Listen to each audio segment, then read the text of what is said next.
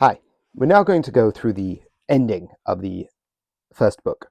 Now, the first book, we've been through the idea of his distinction between what's a root and what's a branch, and what's essential to Judaism and what might be true, but at the same time is not a root. It's not a sort of foundational principle.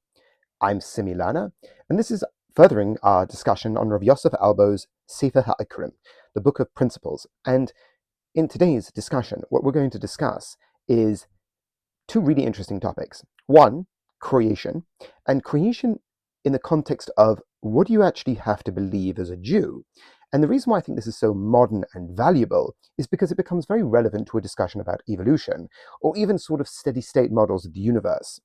There's a certain timelessness that Rav Albo gives us in his understanding of a distinction between a dogma and a principle. Now, we spoke previously about his interesting distinctions between a heretic and someone who is just in error. And the importance of distinctions are key here, because even if you don't agree with someone, doesn't make them a heretic. Judaism wasn't in the habit of heresy hunting. I mean, unless we were forced to. But in general, that's not what we're doing. So that'll be our first point. Our second point will be on something perhaps on religious pluralism. The idea of, are you obligated to investigate the truth of your religion? Now, there's an interesting paradox that emerges here, that if you don't investigate the truth of your religion, you're always in doubt. It might not be true. But then again, you can't investigate all religions. Okay, but then let's say you investigate another religion and you change your mind. You'll always be plagued with the doubt that if you investigate another one, you'll find another truth, and so on, turtles all the way down. So let's sort of begin this discussion on the idea of creation. Is creation true in Judaism? Well, he thinks it is.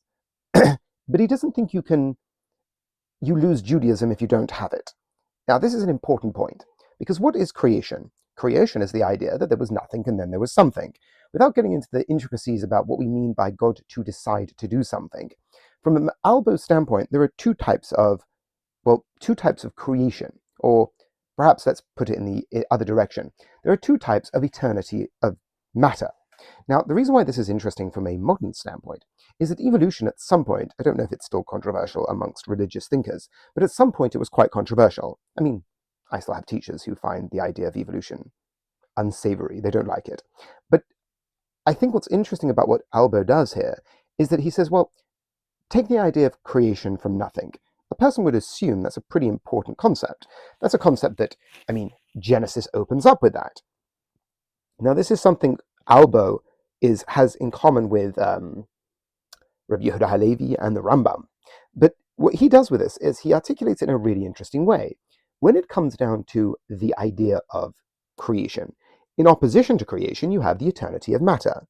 And many times I've spoken to people, and if I put on the table that something had always existed, you think that sounds very anti-religious, but it doesn't. There were thinkers in the Jewish tradition who thought something always existed, sort of co-eternal with God.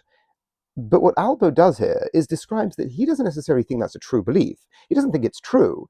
But if you believed it, you haven't dismissed, you haven't ejected yourself from the tradition of Judaism. Excuse me. Why? And he says because there are two types of eternity of the universe. One type of eternity of the universe makes us lose something essential to Judaism. The other type of eternity of the universe doesn't. What are these two types of eternities? Well, the eternity, or the first eternity, is more of an Aristotelian eternity of the universe. The universe has always existed, but sort of like an emanation type of model, that like fire continuously generates heat. The universe has continued to exist by necessity. Now, why is this an interesting approach? That it doesn't really allow for any what we would call chidush, newness. You lose the possibility of getting something new, because even though you might be committed to a prime mover, you can't have change, because emanations just follow through. They don't decide to stop following. The nature of heat and a fire, or the sun and rays, is that they kind of emanate from it. Now, this is interesting from a Kabbalistic standpoint. The people who are enamored with Kabbalah, this is something they have to deal with as well, because there's this idea of emanations. Emanations from a Neoplatonic sense, often, at least a combination of Aristotle and Plato, there's a certain forceness about it. If something is emanating, did it ever not emanate? In which case, where's your God in a intimate sense of the word? So, that conception of eternity is going to obviously be a problem. Why? Because there are certain commitments that a Jew has in terms of the Torah, certain things that might seem impossible, but at the same time are what we would call a miracle.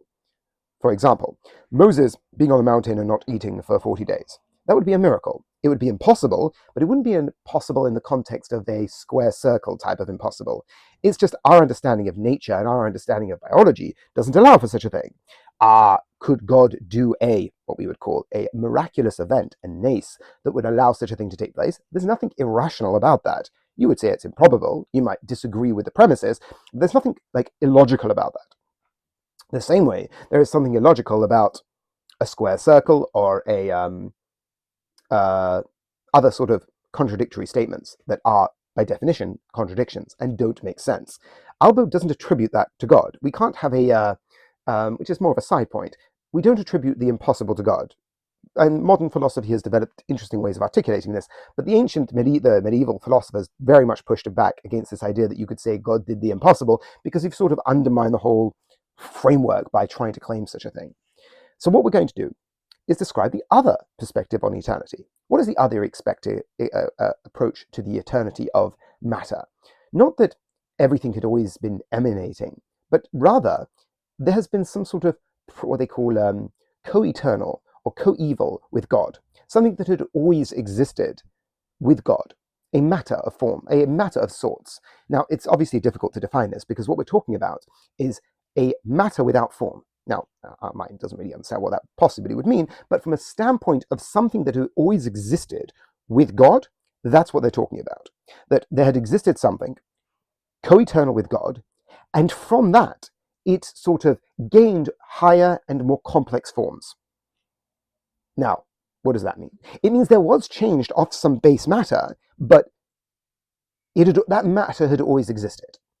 Now, from a religious standpoint, or a point of what we would call dogma, Albo doesn't like that. He would like to say that no, yesh miyayin, there was nothing and then there was something, or what do we call gratias ex nihilo, rather than ex materia, from nothing rather than from some pre-existing matter. Now, just to sideline to a more modern discussion, Rav Hirsch in the 19th century looks at this through the moral lens and understands that if you claim something has always existed, you actually undermine the moral story of Judaism and the moral story of the journey of humanity. In a very brief way, that if something had always existed along with God, and from that God had molded the universe, any evil or any deficiencies in the universe couldn't be put down to some sort of higher purpose. They would be put down to the flaws in the material God was forced to use. So,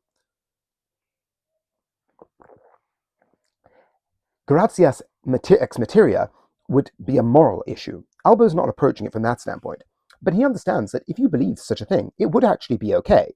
Not okay that he thinks you're right, okay that you sit nicely in the framework of Judaism. Why? Because when it comes to miracles, which is our original problem with Aristotelian eternality, is that when it comes to a more, we would call a Platonic version of eternity of matter, is that any miracle that we have in the Torah isn't something from nothing. It's always the molding of that which had previously existed. And you can go through from the splitting of the sea to the whole swallowing kairach. These are all something from something, not something from nothing. It's the manipulation of something that had always existed. And if from an Aristotelian standpoint, you have matter that continuously receives higher forms, then you can have your cake and eat it as well. Now, once again, Albo doesn't think you're right, but he doesn't think you're a heretic for not believing in the creation of reality.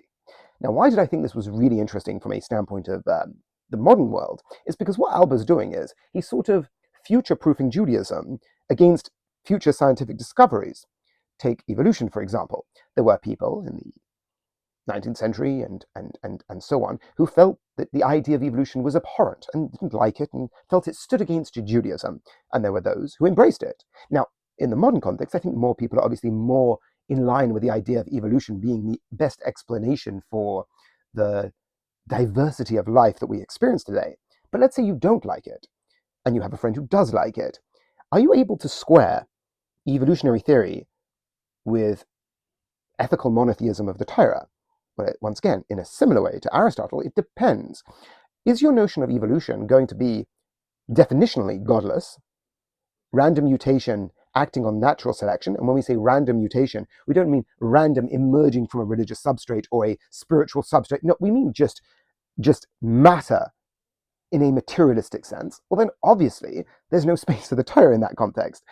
But if you look at the idea of evolution as being an emergent process of a spiritual substrate that from our standpoint has the markers of etc., etc., well then obviously it would be absolutely fine. There would be no way of arguing against that, meaning it's sort of like an assumption that sort of fits in line with evolutionary theory.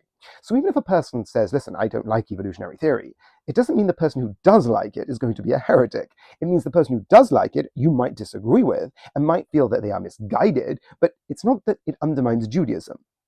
Is that clear? So we've got our first point, the idea of we spoke about roots, we spoke about what emerges from the roots, the branches, and how that relationship between his three principles emerges in a totality of 11 branches. And now we spoke about, okay, well, why aren't certain things in there? We spoke about why the coming of the Messiah is not in there. We spoke about why creation isn't in there. We spoke about why free will isn't in there. We spoke about why the authenticity of the Mosaic transmission isn't in there. Because once again, you have the idea of divine law regardless whether you have these principles or not. We will now shift to a conversation about pluralism, other religions. And we're going to focus on 2 points. One, can God have a covenant with another people? I thought that was a really cool question. And 2, are you obligated to investigate the truth of your religion? So we discussed the paradox of, what if you don't? You never know if you're right. And if you do, you continuously go down a rabbit hole. And from Albo's standpoint, I think there's something a bit different in the way he understood the question, the way we would perhaps hear the question in the modern context. We hear the question, is it true? I have to investigate all the religions.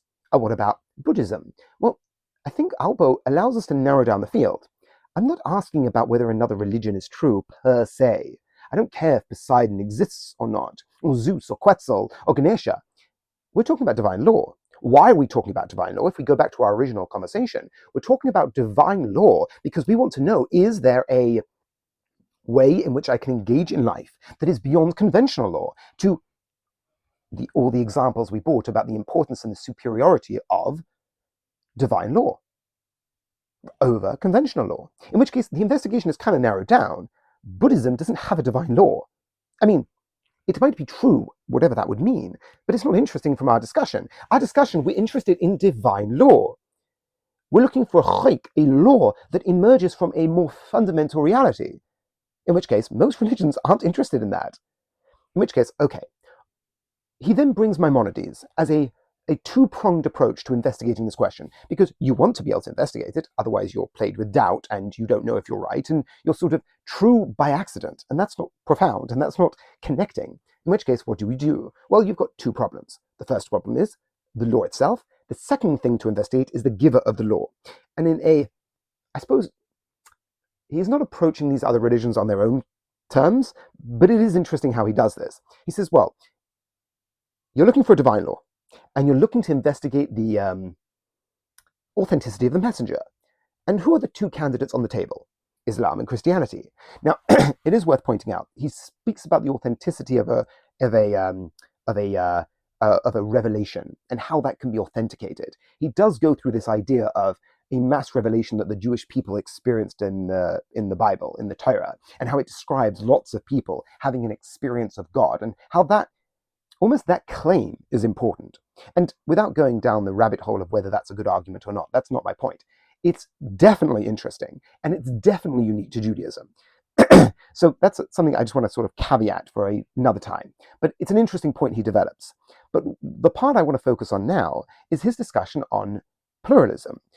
Well, let's take Maimonides' 2 criteria, the law and the giver of the law. And he says, well, the first thing you have to check, the law itself. Is the law itself giving you something over and beyond conventional law? Is it telling you something that is divine? Or is it just telling you to be nice? Telling you to be nice is important. but that's conventional law, in which case I don't need it. That kind of knocks out Christianity. Christianity doesn't actually give us a law. It kind of just tells us to be nice, which is wonderful, and it has a whole bunch of rituals that aren't law per se. I mean, you might have to be baptized, but there's no law in terms of Christianity. It doesn't have a book of law. It has books of sayings and testaments and epistles, but it doesn't have law, in which case it's not relevant to our discussion. A person might say, but it's true. Okay, but that's not interesting from our standpoint. We're looking for a divine law. Okay, the second one is the nature of the messenger.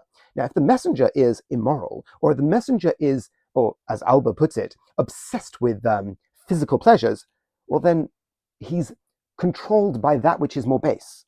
Then he can't be connected to that which is more supernal or more elevated, in which case he's not an interesting candidate to be the giver of a divine law. And in a way, that's, according to Albo, his way of knocking out Islam, because for some reason they had a tradition that the founder of Mohammedanism wasn't a particularly nice character. Now, you don't have to go, I don't have to do much investigation to be able to verify that point. So you oppose that to Moses, whose very character was described, at least the way we receive him. You receive Muhammad as a warlord. Details about him as a great man, I'm sure a well-articulate Muslim would be able to do, but that's not my job. From Albo's standpoint, his understanding of the history of Muhammad rules him out as a possibility as being a giver of a divine law because of the nature of his character.